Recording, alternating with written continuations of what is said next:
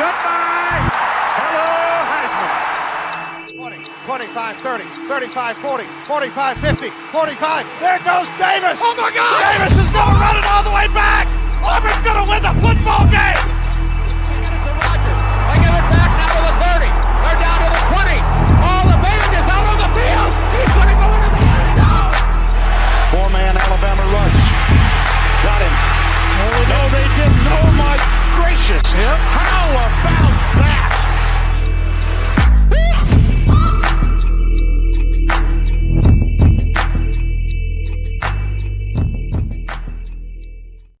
Is it disrespectful to say that Clemson can beat Georgia outright? I've seen that online. We're going to discuss that tonight. Miami's on upset alert as they go to the Swamp to open the 2024 season. And guys, we have maroon end zones in Kyle Field. All of this and much more on a jam-packed Week 1 edition of the Three Technique, a college football podcast at the intersection of the X's and O's and the Jimmies and the Joes. Gentlemen, we have waited, and we are so excited that college football is finally back. Week 1 is here. My byline says it all. Slamming the laptop, proverbially shut till Tuesday. Basically starting maybe Thursday night is when we get to kick all of this off. We're going to talk Thursday and Friday storylines as well. But how are we feeling? What kind of emotions are we feeling here ahead of just a wonderful, a delightfully entertaining Week 1? All the positive emotions, man. Everybody, well, other than the guys in Tallahassee, are still undefeated, and hope springs eternal. And it's just a great time to be a college football fan. Everybody's still alive for the college football playoff in 2024. So what's not to like, man? I love Labor Day weekend. Just 5 straight days of great football, no responsibilities, and just getting to act like a college kid. It's fantastic. Yeah, man, pure elation. It's just exciting that we're finally here. It kind of felt like it crept up on us and then all of a sudden was here. Because, I felt like, even just, last week we were talking off-season stuff and finishing up our predictions and everything else. And then all of a sudden it's like, all right, Week 1 preview, here we go. And so I'm excited. I'm glad to be doing this again. And I'm pumped to get into this, man. There's something about fresh paint on the field, especially if that paint is maroon, that's just going to get me excited. So, we're pretty pumped about that. And I'm excited to break these games down. Well, we have brought back the staples of our preview shows. We've got the Three Tech Big Three. We've got your biggest storylines to know. We're going to be directing which games need to be on which screens at which time. We'll walk you through all of that. The Ledger also returns in a slightly different format. So you'll be learning more about that as we go out through today's episode. Follow us on our social media as well if you'd like to play along with the Ledger. If you'd like to keep up with all of our other content, you can find us at 3Tech Pod. You can also find our Substack over, if you're on the podcast side, 3techpod.substack. And you can get the links to our wonderful sponsors. We'll talk about them more in just a second as well. All of that is on our social media, again, at 3Tech Pod. We'd love to have you join the Jimmies and the Joes. Guys, let's talk 3Tech Big Three for the first time this season. If you are new to the channel, if you're a new Jimmy and Joe, they are exactly what it sounds like. The 3 biggest games that we've distilled from the upcoming week. This week, we have Clemson at Georgia, Miami at Florida, and Notre Dame at Texas A&M. The Clemson-Georgia game is a quote-unquote neutral siter at Mercedes-Benz Stadium in Atlanta. This segment, all season long, will be brought to you by our friends at homefieldapparel.com. They have just released, or at least teased, new coaches' jackets, gentlemen, coming to the website. 72 schools are getting their very own sideline style apparel. You can use our code 3TechPod for 15% off your entire first order if you would like to do so. Certainly going to have amazing gear rolling out all college football long, and they're going to be that sponsor atop the 3Tech Big Three. Trey, let's start with you. Clemson, number 14.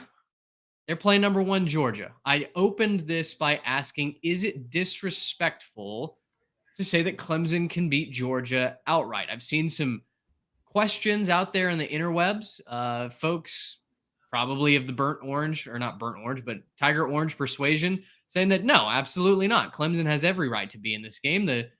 rest of the SEC says that Clemson doesn't have a chance here. The line is 13.5. Again, this is Saturday, 11 a.m. on ABC. Where do you fall with that? Can Clemson compete and keep this interesting through 4 quarters? I think they can. I think it'll be an entertaining game. I think it'll be more entertaining than when we saw Bo Nix come down to Atlanta a couple years ago and lead the Oregon Ducks against Georgia. That one was over pretty quickly, but winning outright, I just have a hard time envisioning the formula. I think a lot of stuff would have to go wrong. You'd have to see a very similar formula almost to what I think Georgia Tech did to Florida State last week, where things just aren't clicking for Georgia offensively. The lines and the new guys on both sides are really not as advertised. And Clemson just plays a pretty much flawless game plan. I think that's the formula for Clemson. And I really see I have a hard time seeing a Kirby Smart-led team falling to that level. And I kind of have a hard time seeing a Dabio Sweeney-led team in 2024 rising to that level. And I think both of those things have to happen to lead to a Clemson upset outright. I just don't see it. Maybe one of you guys can paint me the picture because I'm struggling to see it.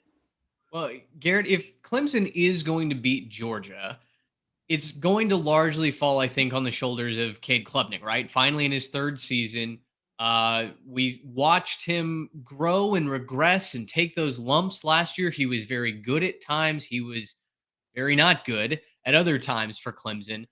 I think a lot of Clemson fans will point to the fact that the offensive line had some struggles last year and his wide receivers were just not standout weapons. Oftentimes, his wide receivers could not get the separation that they were looking for, that Cade needed in order to feel confident delivering that ball down the field. He's got some ability to rush with his legs, but I don't think you're going to beat the Georgia Bulldogs with a rushing quarterback. This is going to have to be an offense that takes its shots down the field. So for me, my big question is, what does Cade Klubnik deliver in this first week? It's year 3 of getting significant playing time and being the starter. This is when he's got to step up. Yeah, and I think the big thing with, anytime you get a young quarterback, right, like they've had the last couple of years, you want to find ways to put support around him to help him out, right? And really, Clemson hasn't done a very good job, I think, of putting elite level talent around Cade Klubnik, right? Now, you don't necessarily need to have, all future first rounders in order to succeed, right? I'm not saying that, but you do want to have guys who can compete at the highest possible level, especially if we're talking about playing a team like Georgia. So, the last couple of years when you have struggles on the offensive line, when your receivers don't really have that same talent level we've seen Clemson receivers have in the past, yeah, I don't blame Cade Klubnik for struggling in the beginning part of his career here at Clemson. Now, they've done a lot to take those excuses off the table. I think the receivers are in a much better spot than they were last year. I think that the talent they have, I think that the explosiveness that they have, I think is a lot better with those Clemson wide receivers this year. The question is now, okay, Cade, like, what do you have? It's time to kind of nut up or shut up, right? It's time for you to prove that you're the guy who was that top guy coming out of Texas, one of the top quarterbacks of that cycle. It's time for you to prove that you're that guy, or it's time to start to panic a little bit at Clemson because you pushed in all your chips on this kid who, up to this point has been solid, but solid doesn't win you the big games, right? He's been all right. He hasn't necessarily been atrocious for them, right? But those aren't words you use when you talk about beating Georgia. If we're saying that, if we come up here on Saturday night and we're talking, okay, well, Cade was all right, Cade played fine, then we're talking about Clemson not covering this spread and not being in this game. If we're talking about Clemson being a part of this game, it has to be, yeah, Cade took a huge step forward. Cade did a lot to keep them in this game. Cade made some big-time throws and some big-time spots to move the chains, right? That's what we're going to be saying if Clemson's in this game. I think he's going to take that step. I know he has it in him. He's a fierce competitor. He's one of those guys that, we'd say he's got that dog in him, right? The question has just been the last couple of years for me, what's around him? And I think they're finally putting some good stuff around him that should help him have some success against Georgia. Trey, on the other side of the coin, it feels like it might be business as usual for Georgia. They've been elite at not only recruiting high school talent, but also plucking the best at various positions from the transfer portal, right? And Kirby Smart's on a roll in that recruiting landscape. Is there anywhere that you have a concern for Georgia heading into this game, or is it kind of all systems go? I think my only concern, and this is really low hanging fruit and maybe like lazy sports talk, but are there cracks in the culture at Georgia? I think we're going to find out this Saturday. Much has been made about all the offseason drama, all the arrests that have been made. It seems like the same problem over and over and over again. I'm not necessarily one to buy in that it's going to affect on the field success necessarily, but it's definitely not a good look. And it could, I mean, it's a distraction, plain and simple. And we'll see if Kirby Smart is someone who can lead the team through the distractions. I tend to believe that he will. That's honestly my biggest concern about Georgia. We can talk about who they lost. They lost a ton of talent from the last couple of years. Yeah. They still have Carson Beck throwing the football. And I think that a lot of people undermine his talent as a college quarterback because of the talent around him. After he succeeds this year, they're not going to be any excuse anymore. He's going to be cemented as one of the top quarterbacks in the league and all of college football because of all the transition that's happened around him. So I'm not necessarily concerned about who they're putting on the field. I'm just wondering if off the field creeps into on the field. And we see a glimpse of that this Saturday. I like the weapons that he has around him. Oscar Delp replaces Brock Bowers. Yes, they kicked Ra Thomas off the team, but the wide receiver core is still very, very deep at Georgia. Maybe a little, maybe a slight question about the front seven defensively. You mentioned they lost a lot of talent. Are they going to be as nasty as they've been in the years past? I guess we'll see. Clemson's a great opportunity for them to put any possible naysayers to bed, at least early on. Now that schedule will bring about more questions as Georgia goes throughout the rest of the season. We've talked about it. Their schedule is absolutely brutal, and Clemson is the appetizer to that. For me, I want to see Georgia get back to forcing turnovers. They're actually only +3 in the turnover margin last year. I think if they turn over Cade Klubnik, it might be over early. Klubnik's thrown 21 touchdowns, 12 interceptions over the course of his career. If they get him uncomfortable, like they did with Bo Nix a couple years ago in that game against Oregon, Clemson, I don't think is going to have the willpower to fight back, right? Phil Moffitt is not going to beat the Georgia Bulldogs, shouldn't beat the Georgia Bulldogs single-handedly. So if Georgia can start getting Cade uncomfortable, forcing some errant throws, if you take away those dynamic weapons out wide, that I think is the path to success for Georgia. So we turn to our first pick of the 2024 season. Georgia -13.5 is the line. Garrett, we'll start with you. Which way are you leaning? So I'm going to go Clemson to cover. I don't think they win this game, just to be clear. I think they're going to lose, but I think it's going to be close. I'm going to pick them to cover that 13.5. And really the reason why is because it's kind of twofold. Number one, first game of the year, and Georgia's trying to figure out who its playmakers are, right? You lose Brock Bowers. You lose Ladd McConkey, some of the primary weapons you had last year. Now, I don't think Georgia's worried about who their weapons are. It's just going to be actually in the game, who's going to step up, who's going to be the guy that you can count on in those big moments. And so for me, I look at this and I say, okay, I think Clemson plus the 13.5, if they can kind of get out there, keep it close, a little bit of a defensive slugfest in the first half, maybe get your feet underneath you, then I think that they can keep this thing inside of 10 points. And I think that'll probably be where it ends up. I could see this thing being somewhere in the realm of, 38-31, maybe 38-33, somewhere in there, with Georgia ultimately coming out on top. But I do think that Clemson will keep it close and put a really good showing up. I really like Clemson's defense, and so I'm also going to side with you here. I'm going to take Clemson plus the points. I think this is something like a 10-point game. Maybe, I've got, I think officially on my notes, I've got Georgia 35, Clemson 24. So just inside that cut line. But yeah, Clemson, I think part of me wants to believe that Dabo's stubbornness is going to pay off, that his way of team building is going to work out. That's probably a fool's errand, and I'm probably going to regret picking them as my ACC champions. But I am going to roll with them just to stay inside that mark. Trey, you've got Georgia covering and winning this game comfortably. Yeah, I've got Georgia covering this one. Guys, maybe I'm burned by Florida State last week, but I think with all of the big three in the ACC, Clemson, Florida State, and Miami, I just got to see it before I believe it. I got to see that this Clemson offense is going to move the ball consistently and score enough points to not lose by multiple touchdowns. before I believe it. And so that's what I'm rolling with. I see it as a relatively low scoring game, something in the 28-10 range, something like that. I don't think Georgia's going to score. I don't think Georgia's going to drop a 40 burger by any means, but I just don't know that Clemson's offense is ready to keep up against the Georgia defense. Okay, 2 taking Clemson to cover. Trail roll with the Bulldogs. Just to be clear, we have Georgia. All 3 of us have Georgia winning this game. So we'll see if Clemson can keep it close, keep it entertaining. Again, that's kicking off on Saturday morning. That's the first taste of college football that we get on our initial Saturday here in Week 1. Let's go to the next game on ABC. The second leg of the trifecta that you're going to get to roll on the 3-letter network. We've got number 19 Miami, 2.5-point favorites. They storm into the Swamp to play Florida Saturday at 2:30 on ABC. Guys, the biggest question for me is going to be who wins the battle up front. Last year, we talked about Tennessee going into Florida, and Tennessee had still all of this hype. I think Joe Milton hadn't fully been exposed, at least not to the nation as a whole, that he was, a rock of an arm, but didn't always know where it was going. And Tennessee had playoff aspirations.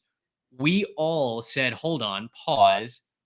The Florida Gators are much better at the Swamp than they are away from home. And no matter how bad they look when they go on the road, think Kentucky last year, there's just something in those waters down in Gainesville where all of a sudden the Gators come to play, and it's like a Jekyll and Hyde situation. And I'm wondering if that's what we're going to get this year. Florida allowed only 17 points a game last year at home versus 37 points per game on the road.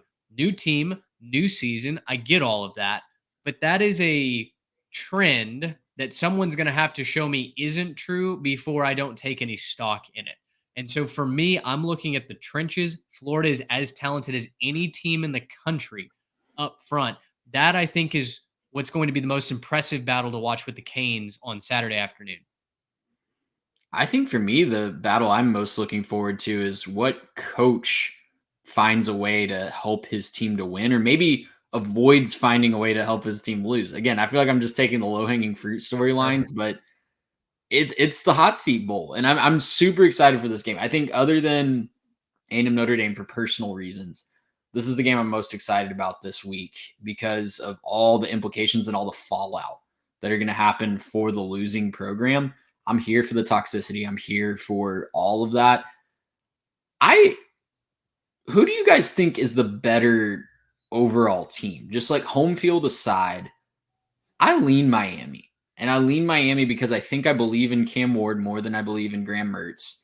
I think I believe in who Cam Ward is going to throw the ball to more than Graham Mertz. And I just, again, see it to believe it. A lot of those stats, Mitch, that 17 points a game, a lot of that was against just really poor competition. You mentioned them shutting down Tennessee, which was the performance of the year last year for the Florida defense. But a lot of those big performances at home were against poor competition, lower level offenses. I think Miami's going to come in there with a revamped offense, a retooled, new, invigorated offense. Didn't even mention Damian Martinez at the running back position. To me, they're the better team on paper, but there is the magic of the Swamp to account for. Yeah, Trey, I don't think you're far off on that. I think Miami is the better team, and I don't think it's necessarily as close. Now, rivalry game, so you can't just say a talented team is the auto winner, right? It's sometimes rivalry games are wonky and crazy, and then weird stuff happens. But I think when you look at it, I trust what I know of Cam Ward more than I trust what I know of Graham Mertz. I think Graham Mertz is reliable, consistent, not necessarily dynamic.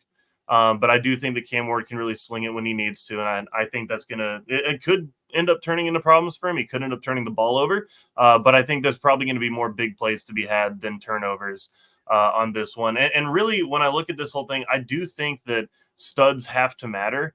And I think that Miami just has more studs than Florida has. Like, I think Damian Martinez makes up for the fact that I think Florida probably has the better running back room, but Damian Martinez is worth more as the one player. I think when he's out on the field, he can do more than, what any of those, running backs can, rotating in and out if they're fresh, if whatever.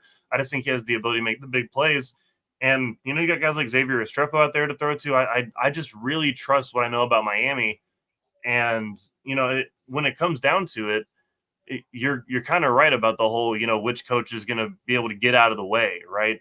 At the moment, I feel like we don't really know which coach can get out of the way because we've seen these coaches go in and mess up games where they shouldn't have messed up. Obviously, Cristobal has the worst flub of the group so far, but I mean, neither of them have really, I mean, to my recollection, won their team a game that they shouldn't have just schematically or through coaching, right? It seems like when they win, they're just the better team and they show up better, or there's a series of things that happen, or there's a heroic performance, like what Mitch was saying with the defense, right? Just showing up, shutting down Tennessee, right? That's a heroic performance on that defensive side.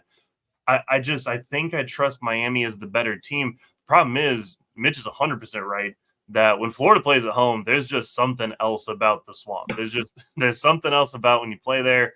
Teams go in there. You know, we saw a much Tom better Petty fired up. You got the flashlights out. But like a couple years ago, we saw a very good Utah team that ended up going on and winning their conference, lose in the Swamp to start the year. So like, even if we're going to say that Miami could be a conference champion contender in the ACC, that still doesn't mean that they will escape the Swamp. So it's a really interesting matchup. I think I trust what Miami is more. I think if you play this on a neutral field, I'd take Miami, 7 or 8 times out of 10, but at the Swamp, it's a lot closer. The one thing I'll say to counter the Miami hype, do we know that Miami is better? I know they've got better pieces, but do we know that Miami football is better than the Florida Gators? That's because of all the things that you just said. We haven't seen that talent result in 9, 10, 11 wins. I mean, Miami's been the more talented team on the field for decades, right? Really since their dynastic run in the 90s and early 2000s. Most of the time, Miami is the more talented team on that football field. And yet modern Miami, to your point, is never greater than the sum of its parts. It's not. It really isn't. Yeah, that's the biggest concern for Miami is have they figured out a way to be greater than the sum of their parts? And if you believe that Mario Cristobal is a decent coach, then maybe he can find a way to do that. But I think that's the problem in this game, right? And that's why I'm in wait and see mode with all of the big three in the ACC. And I'll confess, as one of the co-presidents of the Cam Ward fan club from a couple years ago, I'm concerned about him against an SEC defense. We haven't really seen that. We saw when he jumped from the FCS to the FBS at Washington State, there was a learning curve, right? He's jumping from Pac-12 football. Shout out to my article on Substack. He's going to face an more talented defense on average in the ACC, and especially this week against Florida than most of what he faced in the Pac-12. There's a learning curve there. I'm a little concerned about that and how quickly he'll adjust to that speed on the other sideline. Well, Cam Ward last year at Washington State, 66% completion, 3,700 yards, 25 touchdowns, 7 interceptions. So you look at those numbers, you're really excited about what you're getting there down in Coral Gables. But like you said, does that immediately translate week one? Guys, let's move to our picks. And I think I've forecasted my pick. We might have all forecasted our picks here. I'm going to roll with Florida plus the 2.5. They are my underdog of the week. In our ledger segment every single week, or our ledger graphic, I should say, we'll put a lock of the week, an underdog of the week, and a outright upset of the week. So Florida is reserving category 2 there for me. I need to see it to believe it with Miami. I think that's where I just net out here.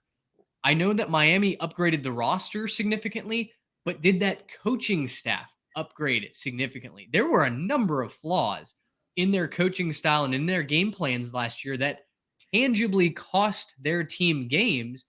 If they haven't improved on the back end like they have on the field with the players themselves, then there's no reason for me to believe that Miami can go into the Swamp and win this. So, I'll be the last one on the bandwagon for Miami, and that's fine. If Miami, just kicks the snot out of Florida this weekend, congratulations. Miami is finally operating on the level that I think we've been waiting for them to get to, like I said, decades. But until I see that, give me the Gators at home. I'm going to break my rule of waiting and seeing on the top 3 of the ACC with this pick only. Not to be confused with being on the Miami bandwagon. Please don't hear what I'm not saying there. But I feel like I'm going to pick less for Miami and more against Florida in this game. Even with Miami struggling to live up to the sum of its parts, I feel like whatever sum they can come up with will be higher than the sum of what Florida can come up with at this moment in time. I just I need to more see it to believe it with Florida. There's a lot of pressure in that locker room. They released a heck of a hype video surrounding that pressure the other day on their Twitter account, but it's one thing to say it on social media. It's another thing to prove it on the field. So I'm leaning Miami in this one. I think they cover. I think it's an extremely close game. I think they win by 3 to 5 points. Yeah, I think this will be close as well. I'm going to kind of try to help make your point a little bit on breaking your rule, Trey. I think unlike Florida State, which we saw on display last week, and we talked about, they didn't make good, moves in the portal for them. It wasn't a good fit. For whatever reason, DJU wasn't a good fit compared to what Jordan Travis was, and Roydell Williams wasn't a good fit compared to what they had left. That is not true for Miami. I think they made really good moves in the portal that fits what they want to do. I think that clearly, I think they got the better quarterback out of the Pac-12, or the former Pac-12, I suppose.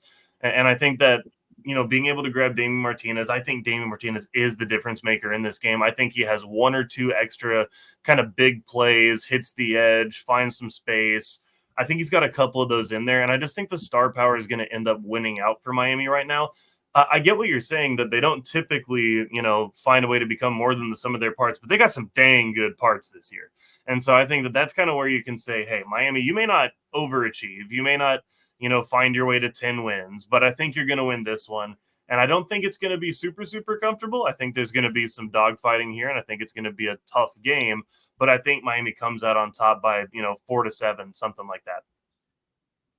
I love it. All right, let's move to our final game of our big 3. Number 7, Notre Dame on the road at number 20, Texas A&M.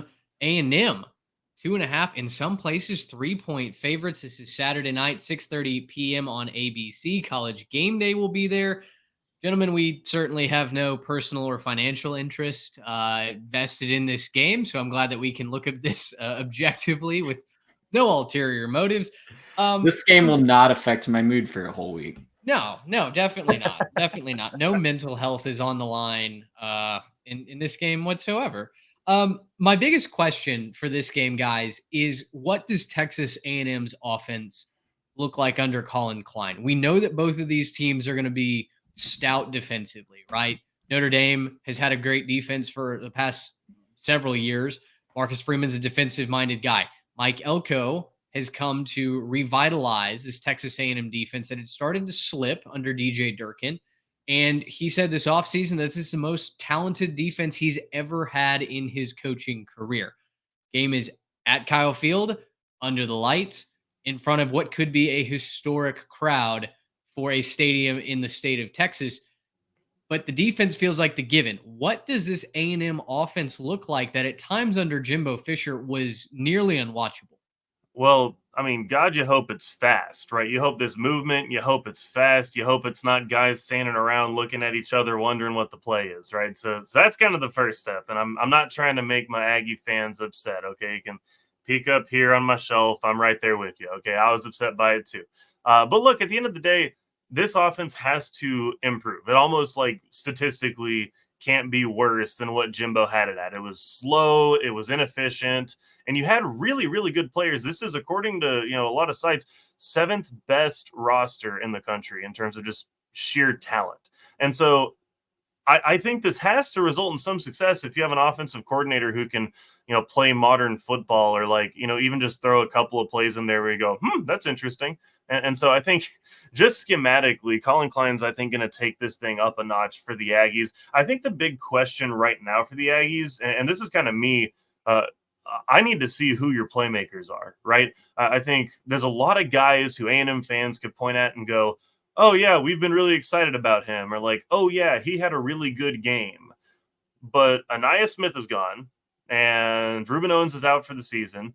And so you have to start thinking like, okay, who's my big guy who I'm going to be able to lean on, right? Is Le'Veon Moss going to be able to step up at the running back spot?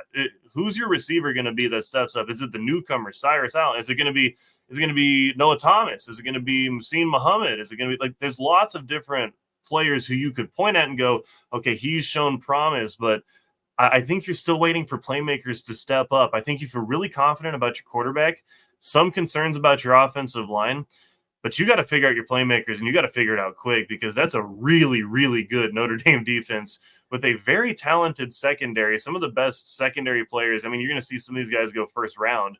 And I think that if you're not able to establish an alpha guy, right, hey, throw me the ball on that third down, throw it to me in traffic, doesn't matter, I'm going to find a way to come down with it and move the chains. If you don't establish that guy that can kind of fill the Ainias Smith role from the last several years, you're going to have a bad time early, and you don't want to fall behind early against this Notre Dame team, because you don't want to put yourself in a limiting situation in your playbook. I think the danger for A&M, like you mentioned, is their offense seems like it's comprised of players who belong in the Hall of Very Good, right? Right. But no standout elite. There's not an Evan Stewart on this offense anymore. Well, and Donovan there might Green, be that guy. Just to be clear, he might exist, but A&M doesn't know that yet, right? Like Noah Thomas might be the next coming of Mike Evans. It could be possible, but we don't know that. We just haven't seen that yet. And so there's no way to tell me definitively, like, oh, because he caught a bunch of touchdowns against who cares last year, then he's going to be amazing. Like he missed a lot of last season. So you just don't know that he's there. So, Trey, you've got the questions with the Aggies at wide receiver, offensive line. It felt like it took a long time in fall camp for the Aggies to shuffle the deck and figure out where those starting five were going to play. I think 4 of those 5 were projected starters anyway, but now we've finally got their order set. On the other side, Notre Dame also is looking at that offensive line, perhaps with a wary eye. It's not going to be a Joe Moore Award nominee heading into the 2024 season. Charles Jagusaw, who's supposed to play left tackle, is now done for the year with a torn pectoral. So Notre Dame is going to be starting 2 true freshmen on this offensive line who will take their first collegiate snaps at Kyle Field at night against what should be a top 5 pass rush unit in the country. What kind of dangers is Notre Dame in with all of that coming at Riley Leonard at quarterback? Well, I have to say, and I'm glad you mentioned Riley Leonard right there, because people forget a lot of talk has been made about Connor Wegman's injury last year. Riley Leonard is coming off a pretty significant injury as well. So mobility questions maybe for both of these quarterbacks. It seems like both are going to be healthy and ready to go. So I'm not really worried about either. Both are going to have to use their legs because the left side of the offensive line, as you mentioned, Mitch, both freshmen, Anthony Knapp and Sam Pendleton, a freshman, a redshirt freshman, respectively, making their first starts for Notre Dame at night at Kyle Field against Nick Scorton, Shamar Turner, et al. Right? It's a line change. You could go to the second or third line on the A&M defensive line and still be more talented than a lot of teams' starting units. So it's going to be fascinating to see how these offensive coordinators really scheme plays open. That's mostly what I'm looking for in this game. How can the offensive coordinators, how can the play callers work around probable offensive line deficiencies to get some positive yardage? I think this game is going to be an absolute rock fight, guys. I'm not expecting a lot of points in this game. I don't know the over-under off the top of my head, but it could be almost any number, and I would take the under because I'm expecting a defensive slugfest. I'm expecting a lot of plays being made in the backfield by both of these teams. The offense, 46.5, according to Mitch in our chat. Yeah, give me the under on that. I'm slamming the under because it's going to be labored to move the ball. Not necessarily, not financial advice. That's exactly right. Not necessarily because the play calling is bad. I mean, we saw labored play calling for Texas A&M for years under Jimbo Fisher. I don't think it's going to be because the play can't get in. I think it's just going to be because the guys on the other side of the ball are really, really good, and you're not always picking them up when you're blocking. So whoever's offensive line can make more plays and keep their quarterback just a little bit cleaner and a little bit off the ground a little bit more often, is going to win this football game in my mind. And I honestly couldn't tell you who that is this moment in time. I think both teams are concerned. Both coaches seem confident about the guys, at least in press conferences. So we'll see. It's going to be whoever wins that battle, your offensive line versus their defensive line, whoever's more productive there, to me, wins this football game. I do want to say real quick, I think that Notre Dame, and if I'm Notre Dame right now, the only thing that I've heard, and like a lot of people breaking this down, is that they've got freshmen on the offensive line and that, they're going to get destroyed by these awesome defensive linemen. And that's probably true, but I want to say this in terms of schematics. I think that they're going to have a really good game plan for this, and I think it involves moving Riley Leonard. I think they're going to try to move him sideline to sideline. I think they're going to try to get him in some, kind of bootleg situations or just moving the pocket situations where he can get out in space.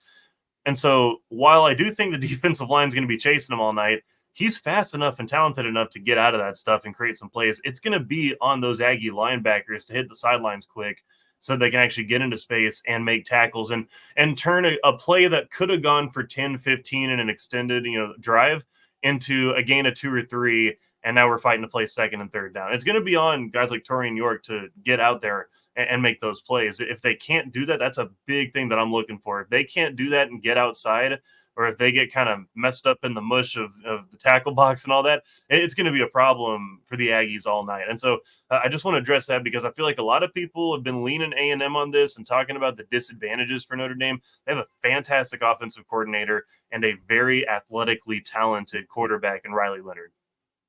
Riley Leonard, per Tyler Horka of Blue and Gold, blueandgold.com, one of the Notre Dame beats, says that Riley Leonard was 4-6 as a starter on the road at Duke. The wins came in front of an average crowd size of 36,292. There will be as many as 3 times that amount of people at Kyle Field on Saturday. So certainly interested to see how Riley handles that. He's very familiar with Mike Elko. Mike Elko is very familiar with Riley Leonard. We'll see who's playing 4D chess on Saturday night. The picks for this one, guys, I am the lone Texas A&M pick. I'm going to take the Aggies -2.5. I think this looks a lot like A&M Miami did from a couple of seasons ago, where it's just an ugly rock fight. Nobody can score any points, and A&M ultimately wins by a field goal. I'm not under any illusion that A&M doesn't have these question marks. This is simply a gut pick and a rubric pick for me. A great defense at home usually ends up spelling success, especially when I think the quarterback battle is a wash, if not in favor of Connor Wegman and the Aggies a little bit. So I'll be the homer here. I'll take Texas A&M. I'll say this. A couple weeks ago, fully on Notre Dame winning this game. And the more I've dug into it and the more I've thought about it, I've talked myself into the Aggies winning this. Maybe that just makes me extra sad Saturday night. I don't know. Yeah, I'm going to take Notre Dame. Maybe it's a guarding my heart pick. I don't know. But in the same way that you were, Mitch, I was kind of in reverse. I was in on A&M winning this game for the last few weeks. And then this week, I've just kind of tapped the brakes just a little bit. I don't know that A&M is going to be ready. But just too many questions on the offensive line. We didn't really talk about A&M. You guys talked about A&M's receivers. We didn't really talk about their secondary. I think there's a lot of new talent there, but if you bust one coverage in a game that not a lot of points are being scored, could be ball game, right? So just too many unknowns for me. I'm going to take Notre Dame plus 2.5, but Aggie fans, don't get too down. I think that I think they'll play well, play close, and it'll be a sign of things to come. Yeah, I'm going to waffle on this a little bit. I think this feels like an Elko special. See Duke last year versus Clemson, where he just kind of exploded outwards. Now I know that his quarterback is Riley Leonard and he's playing on the other side, but I'm gonna call it an Elko special, not a Leonard special.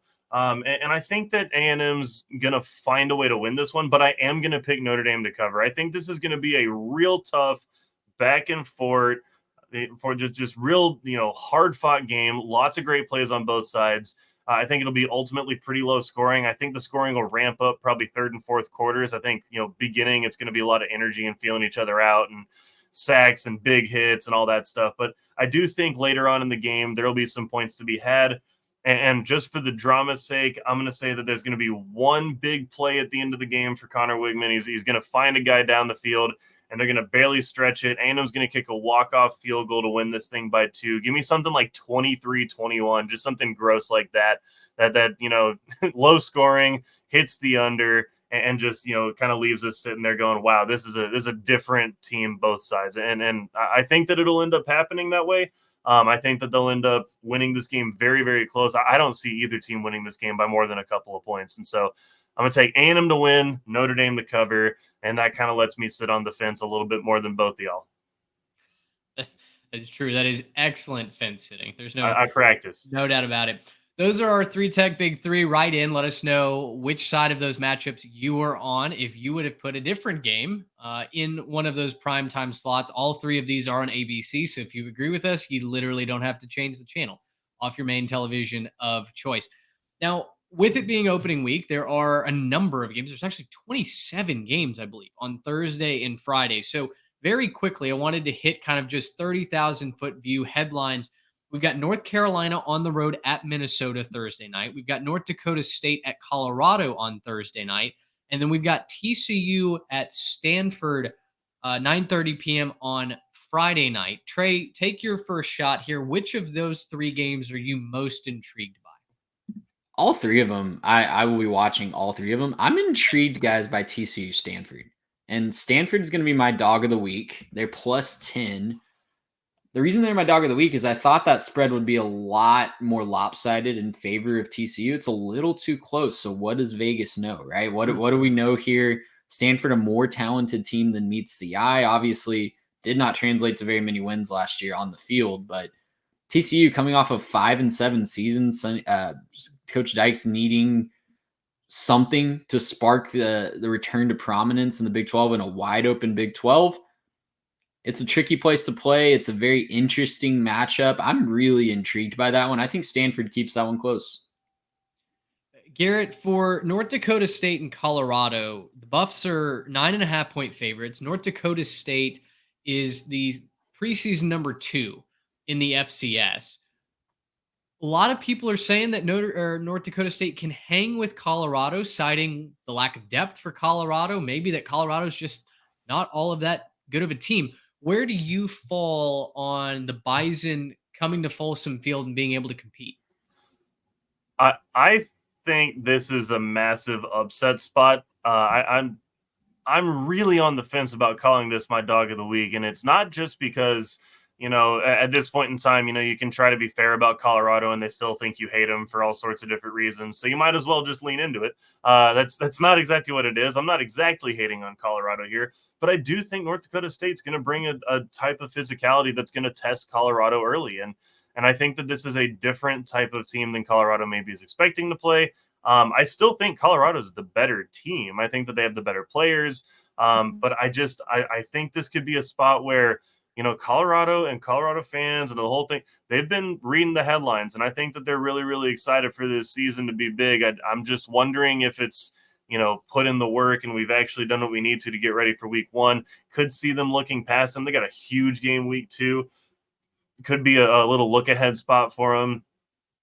Beginning of that schedule is pretty interesting. So I'm not sure if I'm going to quite go on the upset, but I do think North Dakota State's going to push them to the wire and ultimately end up forcing them into an uncomfortable spot week 1 where they're going to have to ask a lot of questions.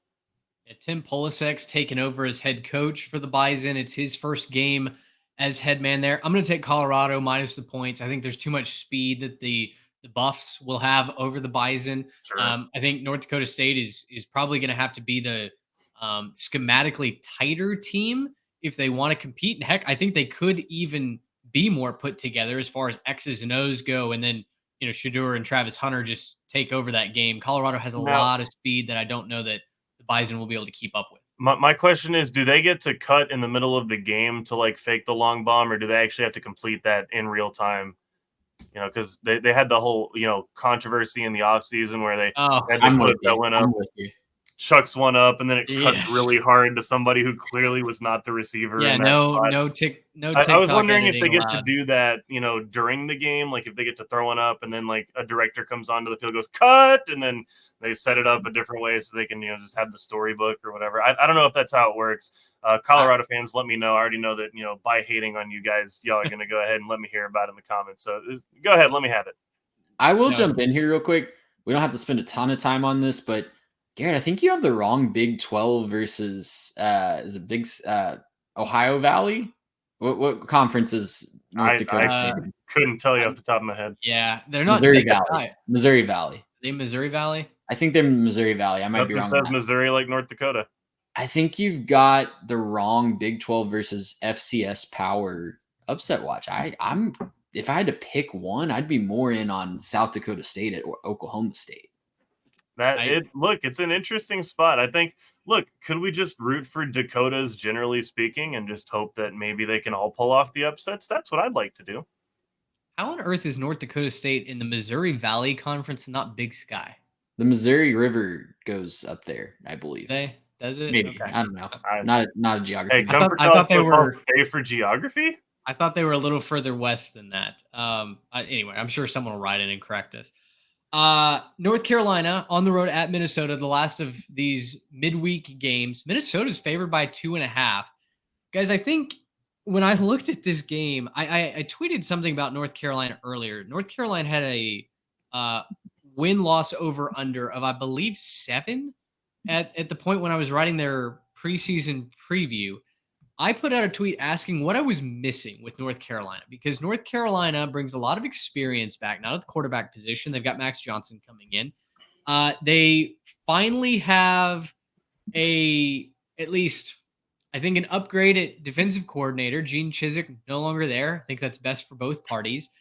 And Omarion Hampton may end up being the best running back in the ACC. So my question is, North Carolina, to me, feels like the better team. But then on the other side, you've got Max Brosmer, who transfers in. He's taking over the offense for the Golden Gophers. They were 122nd in passing last year. You got to figure that Brosmer helps them figure that out. Minnesota's defense, though, maybe not as good as we kind of expected it in years past. Do y'all have a leaning on this game? Because I don't know. I feel like at home, this is a spot to take Minnesota, but I'm going to go with North Carolina. Minnesota's really good at uglying games up and staying in games they have no business staying in talent-wise. So that leads me to lean towards Minnesota, but I'm also concerned about North Carolina's quarterback situation. Mac Brown has been open that they're going to play multiple quarterbacks and rotate through them, and they don't seem to really have a problem with that. So cohesion might be on the side of the Gophers in this one. This is maybe the toughest one to pick all week because it's such a random matchup. Yeah. Like, I don't know who scheduled this one. It's so random. I love that we're having it, but I'm gonna lean North Carolina. I think. I'm with y'all. I'm gonna go North Carolina on that one. I think they probably did. I know that Mac Brown's kind of the old decrepit version of Mac Brown. He's kind of Joe Biden of Mac Brown right now, but like I'm gonna still trust that he can find his way to a win in Minnesota. I don't think Mac Brown loses to Minnesota. North Carolina played Minnesota last year. They hosted them. So Yeah. I don't know when that home and home got scheduled. But yeah, truly like a Sure. NCAA 14. Yeah, sure. Let's put them on the schedule. Why Minnesota's not? available. Great. Also, I went ahead and found this. This is the Missouri River going through Bismarck. So just Well, there you go. Clarification for our geography fans out there. That's what we're working with here. They probably founded the Missouri Valley Conference then. I'm Possibly. partially ashamed. I worked for a school that was in the Missouri Valley Conference for 2 years of my college athletics tenure. So anyway, we'll move on. Let's move on to our final segment of tonight's show, what we're watching on Saturdays. And this is brought to you by Baller Pickleball. You can use our code 3TechPod for 10% off. I know Trey has all the Baller Pickleball goodies. He's been using those all spring and summer long. So made with quality. You can trust them. 10% off if you use our code. Guys, we've got Penn State at West Virginia, a rivalry game that kicks off 11 a.m. on Fox. We've got USC and LSU to look forward to on Sunday. And we've got Boston College and Florida State to look forward to on Monday. So kind of the 1 week out of the year that what we're watching on Saturday isn't necessarily confined to what we're watching on Saturday. But which of those three games intrigues you the most? I'll jump in with Penn State, West Virginia. I love this matchup. I think it's going to be really, really fun. I know Pat McAfee is going to be on campus for the next couple days in Morgantown. So what's not to like about that? Penn State should win this game. I think they're the more talented team.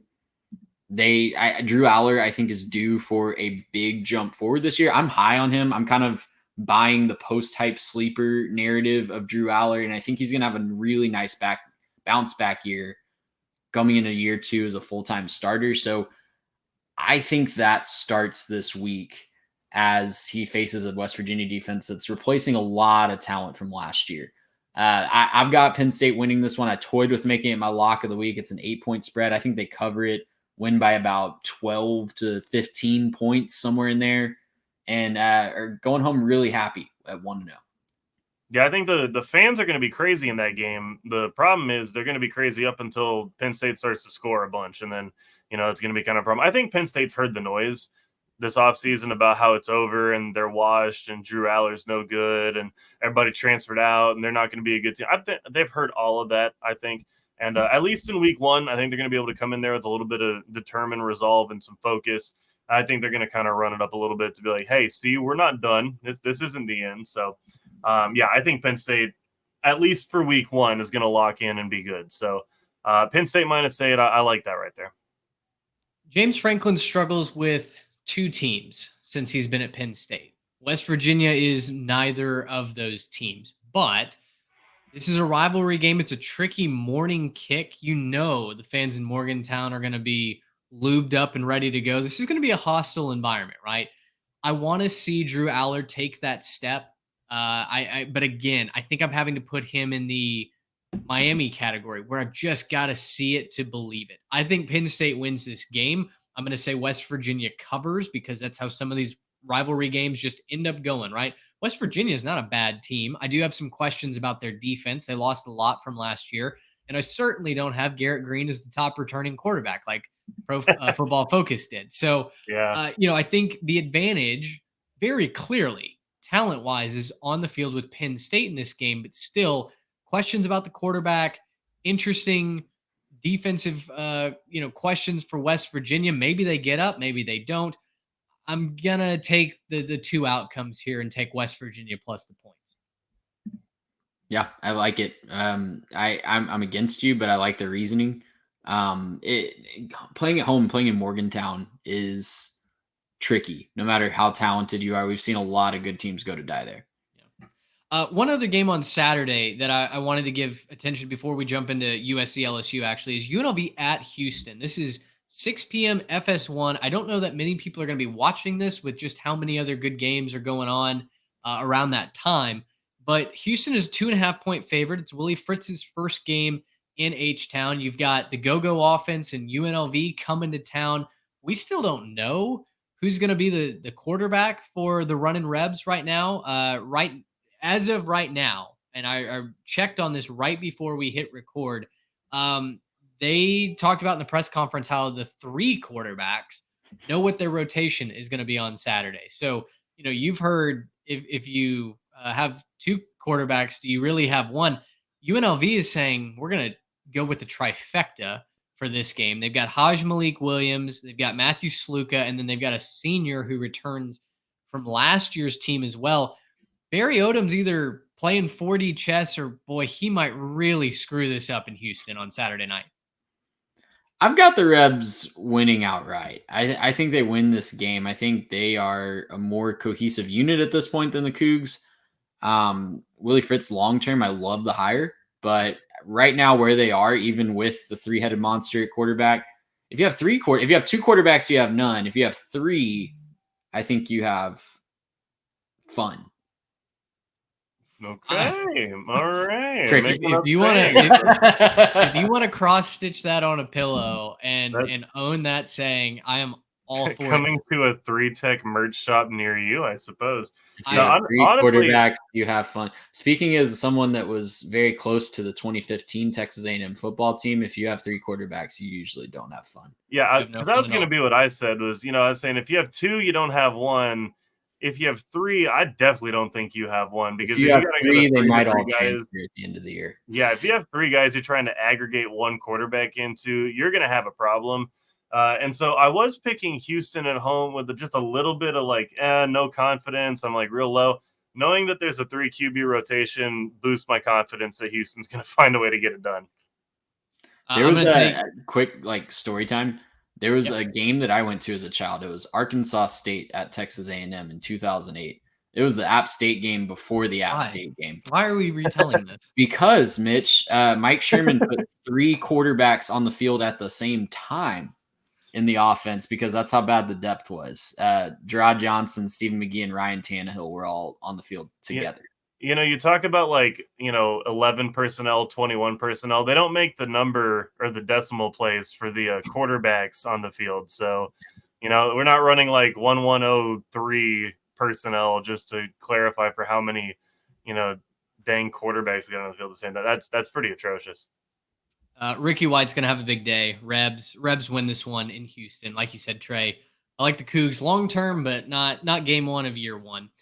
USC, number 23, they're taking on number 13 LSU, 4.5-point spread in favor of the Tigers in Vegas. This is 6:30 p.m. ABC Sunday night. Miller Moss is the quarterback for USC. Garrett Nussmeier gets the ball for LSU.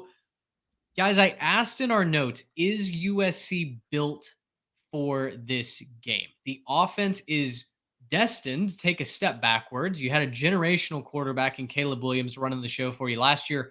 And oh, by the way, you went 7-5. Now, the defense under D'Anton Lynn should certainly take a step forward.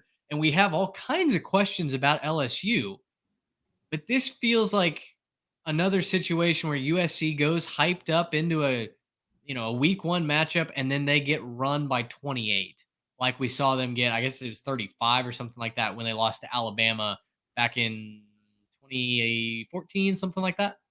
Yeah, you said that, USC is going to take a step back on offense. I think LSU is taking a step back on offense. USC is taking steps back on offense, right? I think they lost so much more that was critical to their team at USC than they did at LSU. Now, I understand what I'm saying here. You're losing, the Heisman guy and whatever else. Like, I get that. LSU and USC both taking steps backward in their offensive rooms. But I do think that USC is losing a whole lot more.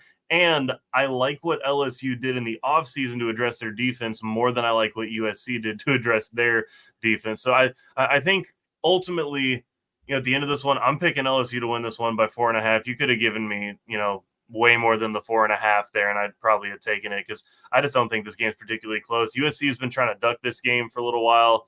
They're trying to find any excuse to not find their way and play this one. And look, I think the LSU Tigers are going to have a fun time in this game. It's going to be kind of a neck crack for them to be able to get back into this one and say, hey, let's start the season off nice. And so I'm excited to see what they can do. And I think this is going to be kind of a rout. And this will be one where, like, on a Sunday night, you'll be able to turn it on and watch it and enjoy it. And then by halftime, you'll be like, all right, well, let me make sure I got my clothes laid out for tomorrow so I can go to work. Who's working on Labor Day? What? Well, I'm a teacher. I have weird schedules, so I don't know who ends up working on different holidays. They give us days off for anything. Guys, I was with y'all all off season. I thought LSU was going to rout USC.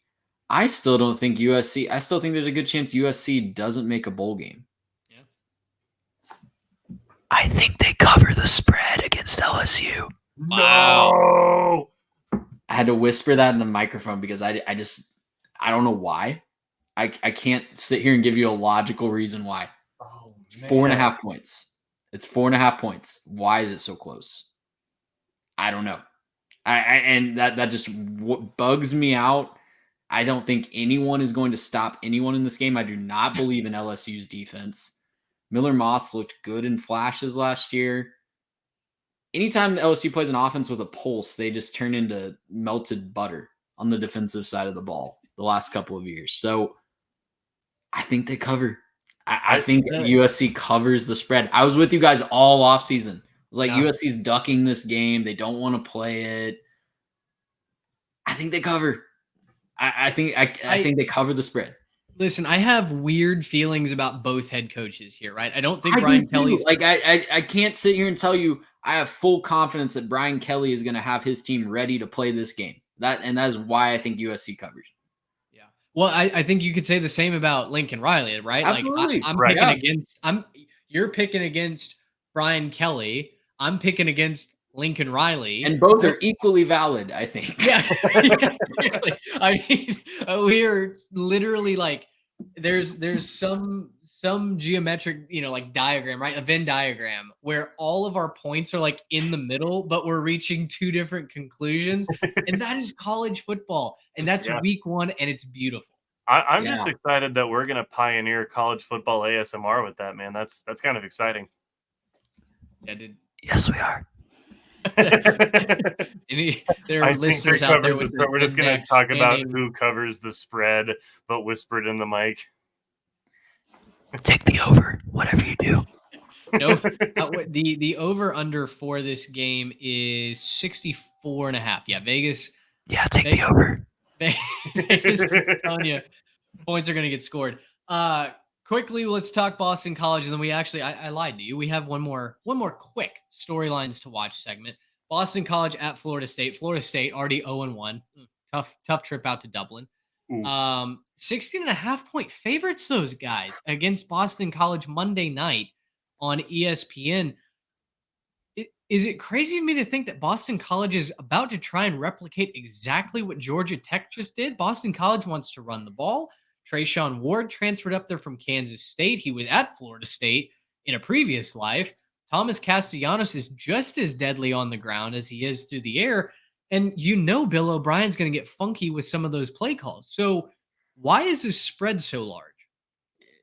You got me. I think Boston College covers the spread. Boston College is kind of a poor man's Georgia Tech at this point with Castellanos and Ward mimicking King and Haynes. So, yeah, I mean, if they're smart, they're going to make Florida State prove that they worked on that all week because they're going to come out guns a-blazing on the ground.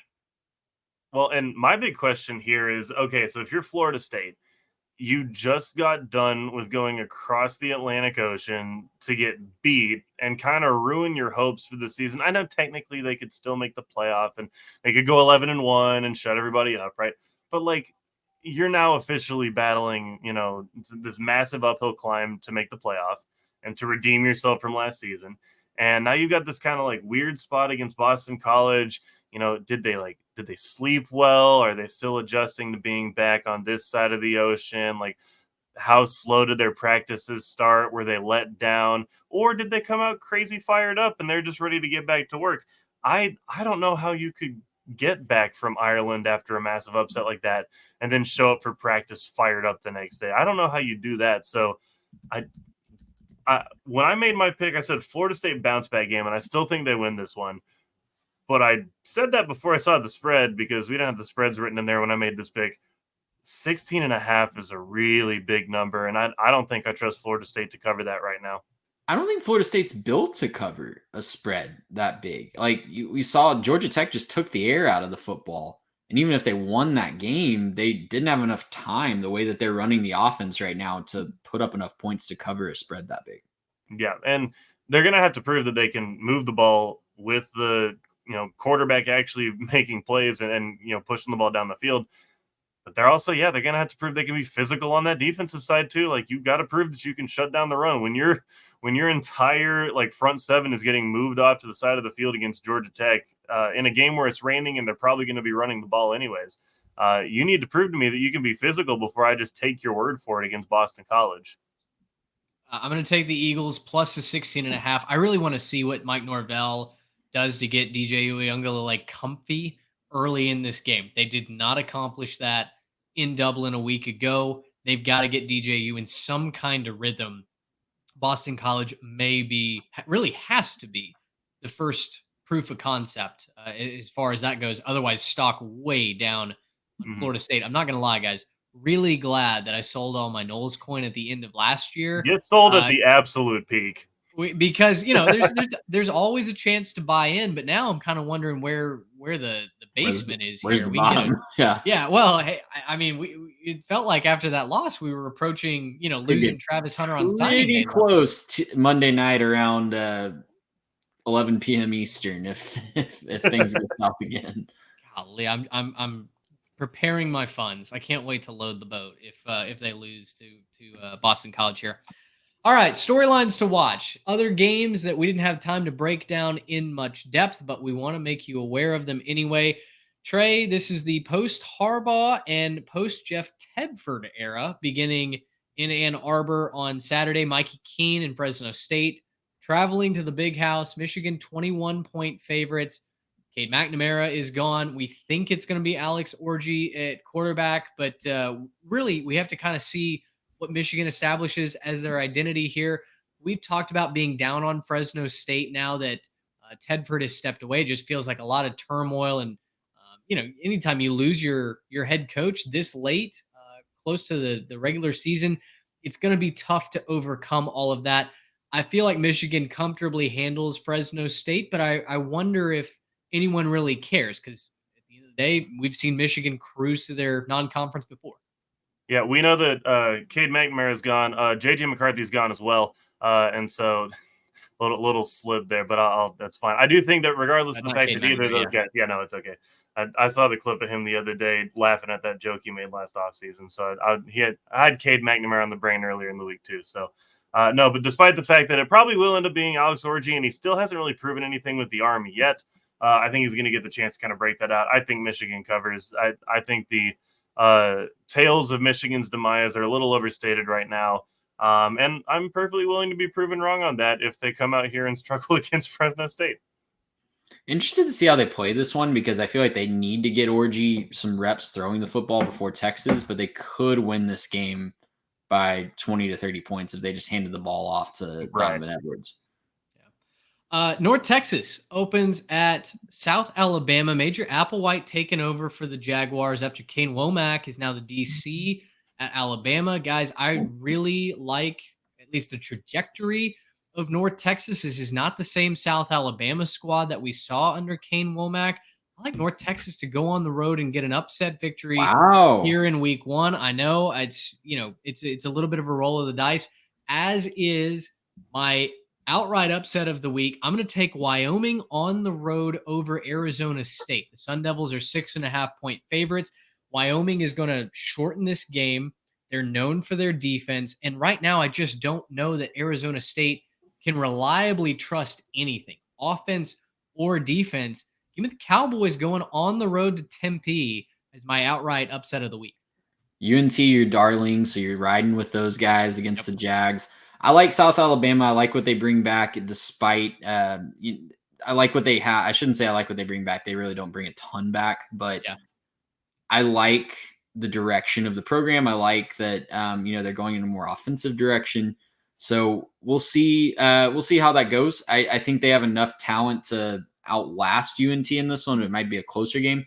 That Wyoming spread was really surprising to me. Arizona State 6.5-point favorite at home against a solid G5 team.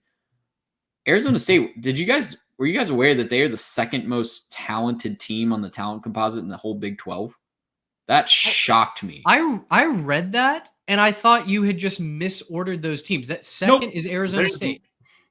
Go look it up. Go pull up the 247 talent composite and the Big 12. Is there like one 5-star in there that like throws the whole thing off, or like who? I mean, it really is the tallest, you know what competition in the Big 12. Like, yeah, they're the second most talented team in the entire Big 12. That is fascinating. I just assumed you swapped Utah and Arizona State when you made that ranking. That is fascinating. Yeah, so I thought it was a typo on 247 site. Maybe it is a miscalculation. Sometimes that can happen, but according to what they published, they're the second most talented team in the whole Big 12. So maybe we're sleeping on the Sun Devils just a little bit. That's all I'm saying. Probably not. I like the upset pick. We might be. I mean, coach for Wyoming who's on the staff. New coach for Wyoming who's on the staff for a long time. Let me be clear. We could be sleeping on Arizona State, but probably not. I'm going to say they got to show me something before I can believe in anything in Arizona State. But I like both of the upset picks. I think I like the Wyoming one a little bit more than the North Texas one. Oh, I think we lost Trey over on the YouTube side. Man, it was so close to finishing out the episode. Too frustrated about the numbers coming out of Arizona State to stay on the line. So that's right. last three storylines. Northwestern welcomes Miami of Ohio just steps away from Lake Michigan. If you have not seen their temporary field, not Ryan Field this year, go Google that. I mean, it is literally like 20 paces away from being in the lake, which is just fantastic.